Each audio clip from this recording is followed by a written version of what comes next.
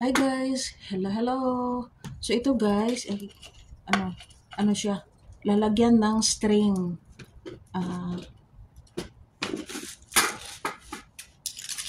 ito yun guys. Ito ilagay siya dito. Pag ganun. And then, ano mo lang, isalok mo lang dito guys. Mayroon siya. At pag kukunin mo, ipipindutin mo lang to dito at lalabas siya. Okay? So, naubos na kasi yung ano niya, string. So, ito yung string niya guys. Lagyan natin. So, lagyan natin ng string. Lagyan natin dalawang ganito guys.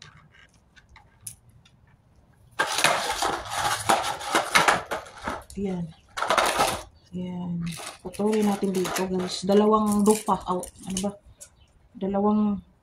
Anong tawag din sa Tagalog? Basta dalawang ganito.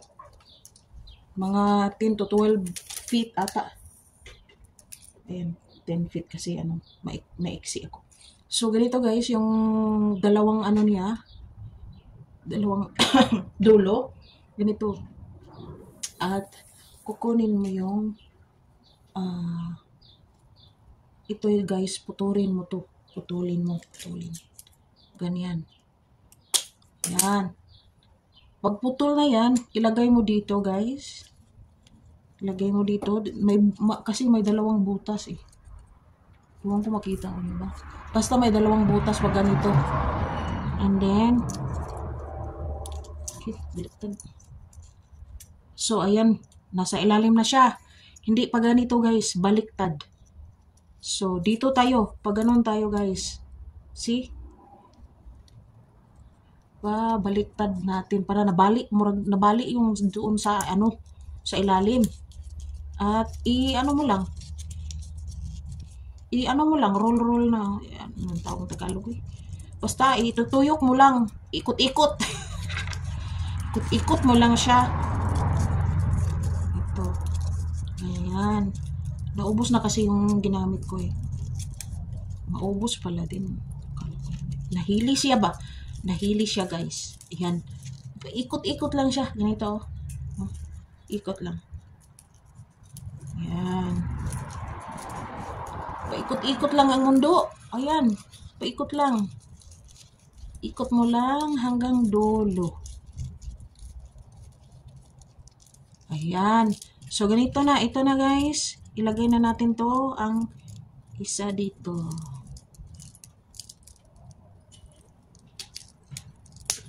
Mayroon, ilagay mo dito guys. Ganito. Diba? Hindi na siya. Ay. Tumikot yung isa. Kasi para hindi siya mag-ikot-ikot ng marami.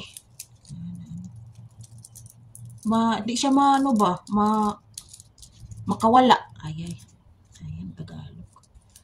Para hindi siya makawala, ilagay mo dito. Yan guys. Dito sa at saka sa kabila din. Pag ganun.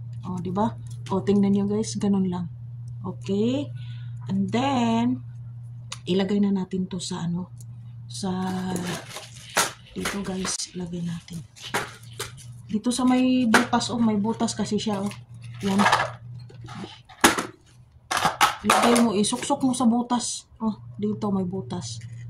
Yan. Dalawa yan, dito ang isa. So, ilagay natin pag ganito, guys.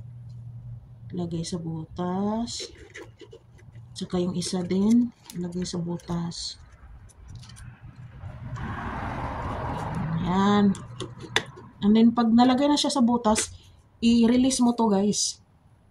I-release natin to. Pag nalagay na siya. Ganun.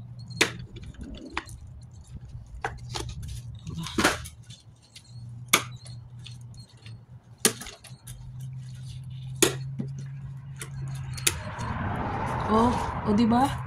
Yan, wala na yung dito. Kasi ni-release natin, guys. Kasi nasa na siya. Sa butas na siya. Na siya sa butas.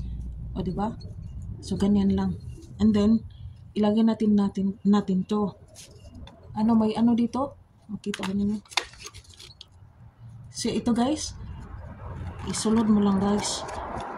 Itong takip. Yan. O, yan. Diba? Nasa ano na. Yun, makikita ninyo na mayroon ditong ito. Ito yung ano, nag-locked. Yan. And then, may naka-ano dito guys, may parang sumulpot ba? May sumulpot dito guys. Ito. Ito lang ang pindutin mo para mag-release ito guys. Oh. Manual. Ayan.